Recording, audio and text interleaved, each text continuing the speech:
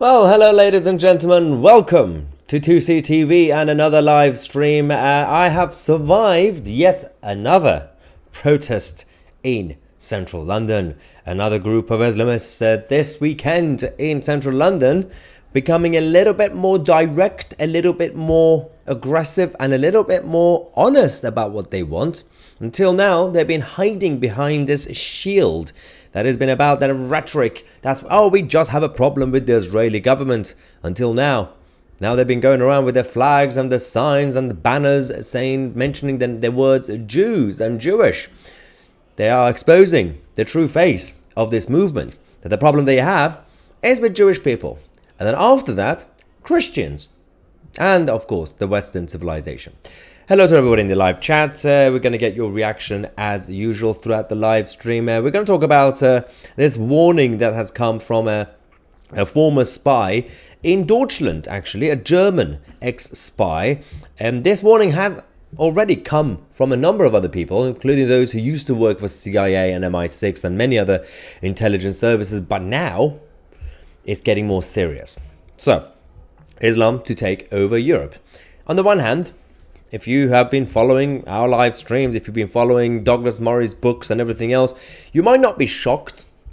But while we were warned about this a while ago, years ago, it's still a little bit shocking because we didn't really want to believe it. We knew it was getting dangerous. But when you have these people coming out to actually give us a proper warning with details and saying, well, the analysis shows that Europe, and specifically mainland Europe, they're not talking about the United Kingdom yet, is basically already lost. So, it's about Mabon has claimed that Islam is poised to take over Europe, pointing fingers at Europe's soft conflict approach.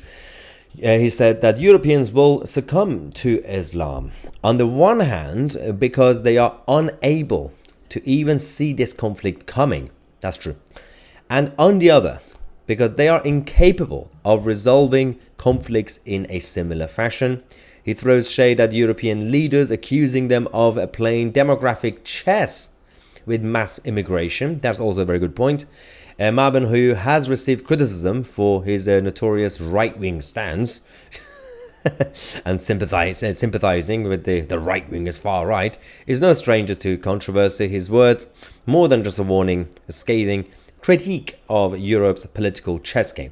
Well, this is the whole point, because when you look at the consequences of all those people who have experienced intelligence communities and services, who have been pushed out or have to be forced to resign, or they became whistleblowers, they're all saying the same thing. Even from people like Snowden to even people like Julian Assange. Obviously, Julian Assange was not part of service, but he had a lot of intelligence leaked to him. They've all been saying the same thing. And they have a problem, those guys, especially people like Snowden. They say, well, the establishment did this. And ideologically speaking, the liberals did this. The modern liberal left allowed two things to happen. The rise of Islamism in the West and the rise of the far left, actual socialists. And now they are shocked and surprised. Unfortunately, in this video, we're going to show you some disturbing updates about what's happening in Europe, including England, because it's not really a good look. This happened earlier today when I was out in central London in Westminster to report live for you guys from the latest anti-Israel protest. We saw these signs. The final solution, question mark. It's got the Star of David, but also the American flag, which is a representation of the Western civilization. You know, you don't have to love the American government to know what they mean. When they use the American flag, they are talking about the whole of the West and the Star of David, obviously. But their problem is not just with the Jews. They also have a problem with Christians and Christianity. So that's next on the list, obviously. If you don't defend Israel and Jewish people now, you will be next. That's just the frontier. This is not the only disturbing thing that we've seen over the last couple of days. Again, in England and, of course, across Europe. We've seen this, some of you might have already seen this on social media. An English patriot decided to go, I believe this was East London, go on one of the streets that had, people had Palestinian flags flying instead of the English flag or the Union flag. And he didn't like it, so he decided to go use a ladder to go on top of it to bring it down. That car was driving is some person, Asian looking person, who decided to target him and kicked that bin underneath the ladder. And then of course the confrontation started from there. Then there was a battle of ladders, which was really confusing. Firstly, who made the first move? The guy who was just driving in a car for no reason. Secondly, there was another Asian guy who also walked and joined in the fight, the battle of ladders, and the English patriot became the minority in that situation, 2-on-1. This is the perfect, unfortunately, a very dark metaphor of what's happening in our country and across the Western world. That image that you can see is a perfect metaphor of what's going on. One English patriot tried to make a stand, and he wasn't harming anybody directly. He just went to remove the flag, and the majority have now become the other side and are coming to target him quite aggressively and physically. This is the metaphor of what's going on in the Western world right now. In the meantime, we also had the Metropolitan Police. During our live stream earlier, we showed you guys one person who was there arrested. They took him away, and the protesters were trying to free him. They gave up eventually, but the police said this: the front of the pro-Palestinian march has now reached Parliament. This is a couple of hours ago, where speeches will take place. They had a massive stage with big screens and very advanced equipment. A lot of money has been spent on this, so of course. A further arrest has been made for an offensive placard. Further conditions have been put in place. Now, right now it's 5:41 p.m. UK time. I live nearby, obviously. I can still hear. The breakaway groups have decided to ignore the police's orders, and they are causing chaos in central London again this evening. They don't care. The police have been too soft. At times, they've been robust because they had to. The rest of it, absolutely disappointing. In the meantime, the actual conflict is escalating, as usual, in the Middle East. We now have enough evidence that the so-called Palestinian side, the Islamists in Gaza, have actually been launching their rockets into Israel. This is yesterday at 6 p.m. from a designated humanitarian zone. Not just a civilian area, a humanitarian zone that they've been setting up. Earlier at 1:56 p.m. and 2:16 p.m, 4 other rockets were also fired from the same humanitarian zone in Gaza. Several of these rockets did land within the Gaza Strip, and of course the local residents were at risk as well. Now, the problem with this is that you can see on the map, the whole area is very small anyway. And a lot of times there have been misfiring situations where from the Gaza side, they actually end up hitting Gaza as well. It's like the Houthis when they decided to somehow target Israel from Yemen, and then they ended up hitting Jordan.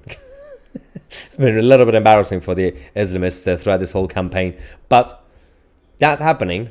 So you would think that Israelis who live in Israel and help the IDF, whether they're Christian or Muslim or Jews, they are dealing with that right now. They are too busy dealing with that situation. So they will probably think, well, as long as people in the West are supporting us and the West is safe, we are just going to protect ourselves, and we'll be protecting the West anyway. But when they look at this, if they look at these things, I know some of you are watching right now from Israel, you might be losing a little hope, thinking, well, it seems like the West is falling already. We just have to defend ourselves in Israel.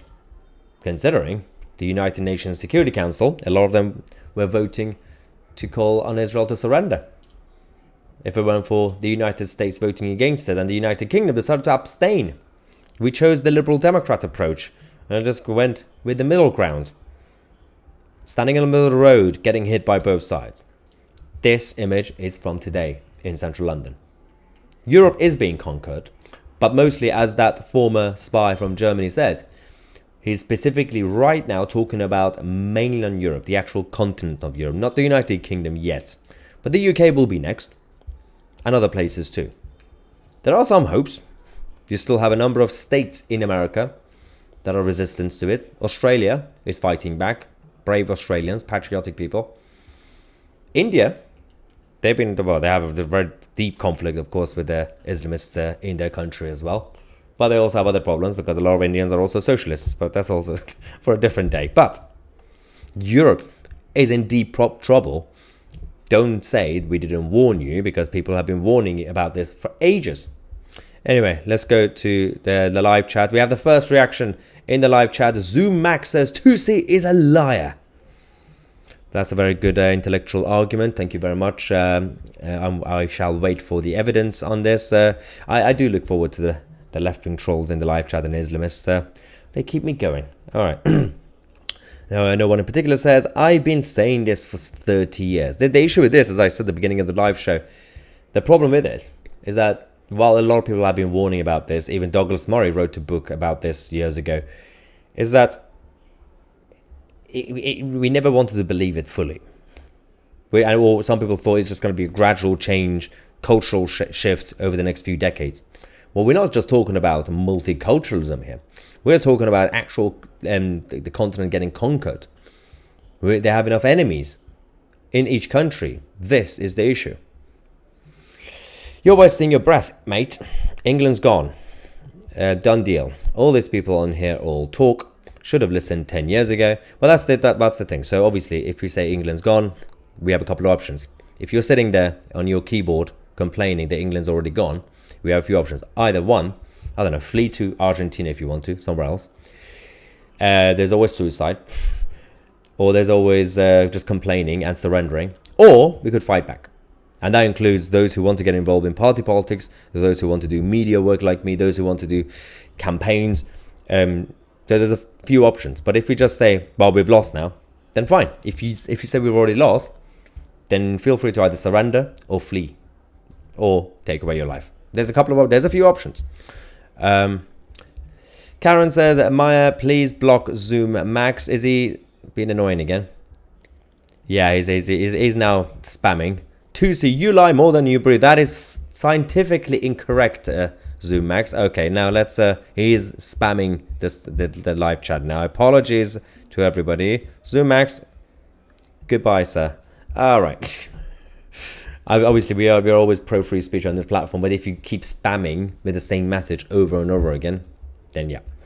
So we have some optimistic response here.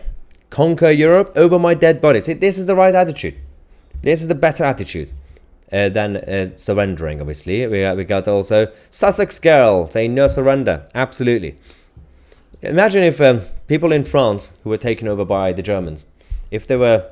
Well, and their establishment and their military obviously surrendered. If every civilian and people in Britain and America that went to save France, if they continued to believe that, well, France is lost now, it would have been a very, very different world right now. Even if you've been conquered right now, if you're watching this from Sweden or Germany or France or England, well, you have a couple of options, as I said. Even if you're conquered, you can fight back. You can take back your country. It's happened so many times throughout history. Right. David says, Islam don't do LGBT. Will outbreed you lot. But that's the other thing as well. Right now, in terms of the birth rate in the West, as they're more of British citizens, specifically white English or Welsh or Scottish people are becoming more middle class and more young professionals, and feminism, obviously a lot of women have careers, rate of marriage is going down, and also reproduction, babies, not enough babies. So, but of course, the Islamic communities in the West, most women, wives, are housewives, and they don't really use condoms either. So there's a lot of babies coming from each household in each area. This is going to be the next big challenge as well. Laura says, we have to fight. I don't want to be run by Islam. Enoch Powell was right. With my last breath, I will not let them take over Scotland. It's not too late. Let's fight, Maya. Exactly. I mean, there's also the argument to be mentioned in regards to the history of this, because while ideologically it was the modern left-wing liberals that did this over the last few decades, they've also, it's not just about Islamism that's taken over, is the element of far left socialism that's also taken over, which goes hand in hand. But the liberals, slowly they are coming out showing regret. Some of them are surprised, saying, why do we have problems? You opened the doors. And it's not just about migration or multiculturalism. It's about the fact that left-wing liberalism brought down basic values that we used to have. Respect, discipline, family values, community spirits, education standards, believing in your nation. When all those areas got weak, in cities at least, then combined with multiculturalism and everything else, which is no longer multiculturalism when one culture is dominating over the others, now they're surprised. But eventually, some of them will have to also end up fighting back. Some of the same liberals, might be the next generation obviously, I'm saying liberals, not leftists, very different. Liberals, and especially those who are supporting the LGBT movement and everything else, some of them, the slightly more reasonable ones, they're going to have to also join the fight. Because they want to live in a progressive liberal society. But of course, if the culture changes, even they will be at risk. But right now, they're still not waking up. They're still too politically correct. They are allowing the leftists and the Islamists to take over. There's absolute intolerance right now in our society. You saw that video I did yesterday about this coffee shop in California that has literally banned Jews from using their toilets. You have this from earlier today in central London. It's not just the final solution that's the issue. You got the Star of David, but also the American flag. For them, the American flag represents the whole of the Western culture. You know, for me and you, it might just be the American government. But no, for them, it's about the Western culture. They're coming for everybody. The liberals did this. Now they're shocked. And I'm saying this as a classical liberal, as an old English liberal, obviously back in the day when it was true liberalism. Right now, the liberals are absolutely nonsensical. They are the ones that allowed leftists to take over liberalism. Zaxiel says, hello from Israel. Thank you for your moral clarity in these dark times. Thank you so much for all the support. I appreciate this. It's important, especially today. Obviously, I had to go. It was more like the Discovery Channel where I had to go to the protest. The vibe is very dark. Let's just say, it's very negative. You won't feel in the moment when you were there in central London filming these things that you are in central London. It's a little bit weird, especially for someone like me. Obviously, my mother was a political refugee from Iran. She was not on a boat. She was a genuine refugee saved by the British Embassy. For people like her, and obviously now me, it's a bit of a shock. This is the culture shock. She keeps telling me every now and then when we talk, me and my mother, she said, we escaped the Islamic occupiers of Iran to come to the West to be free, to live in liberal democracies. What's happening now? Do we have to leave here now? Like, no, this is the home. You fight back, mother. You fight back, although she says the same to me. She's the one keep pushing me. If anything happens, it's her fault. Anyway, let's go back. Mass non-EU Muslim immigration is destroying all Western countries from within. The sheer numbers is the problem, and also the agenda. I just realized, apologies, I missed a couple of super chats as well. Let's go to Nomad Scouser. Thank you so much, saying get rid of Zoom Max. Oh yeah, yeah, I've done that already. And Laurie, thank you so much, saying thanks for fighting, Maya. It's not too late. Well, it's never too late. Even if you're taken over, even if you've actually been occupied, that's when the fight starts. That's literally when the fight is supposed to start. The Iranian nation, the Persians and the Iranians have been occupied since 1979. There was a paramilitary coup by Islamists that turned the whole country and culture, destroyed the whole thing. But the new generation are coming up again. And there's a rise of Christianity in Iran. Less than 35% now are practicing Muslims in Iran. Their fight back is already happening there. And they've been already occupied for, 40-ish years. So never give up, even if you're officially occupied. That's the whole point. Otherwise, what's the point of even living? If you're going to just surrender and give up, there's no point. And the Iranians, for years, the beginning of this, since 1979, they had to go through what we're going through. They had to go through even worse, obviously, because it was an actual takeover, officially. They had to go through the first few years just complaining and moaning and talking amongst each other and saying, oh, I'm not happy about this. So don't worry about right now you guys just complaining about it.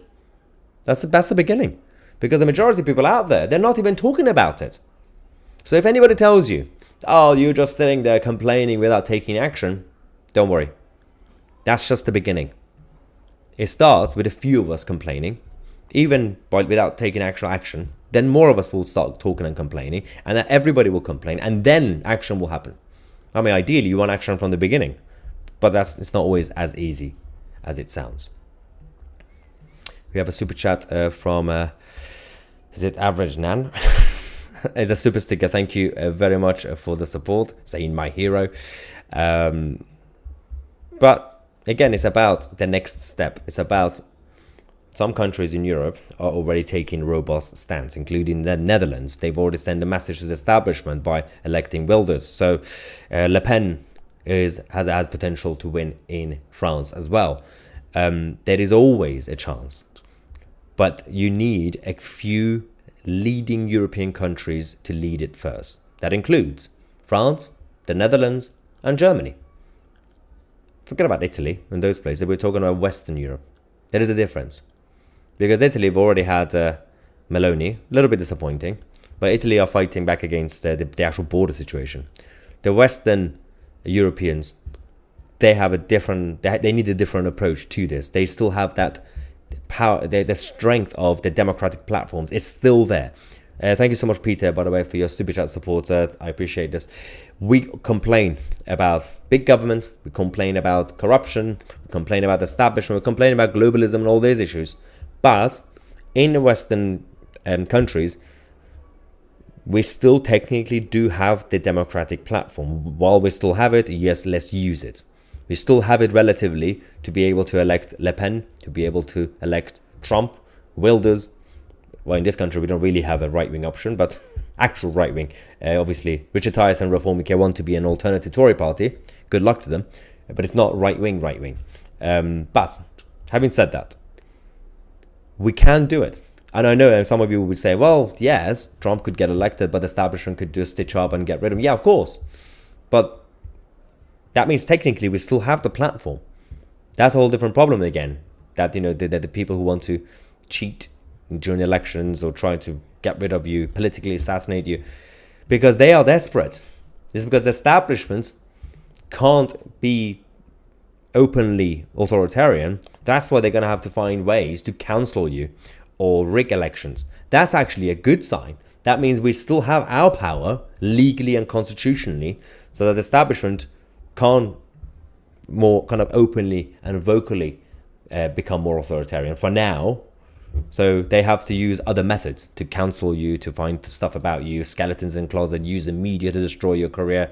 This is a good thing for now. Well, it's not a good thing, but at least that means we still have power over the establishment. Do not lose that. Otherwise, this could be the end.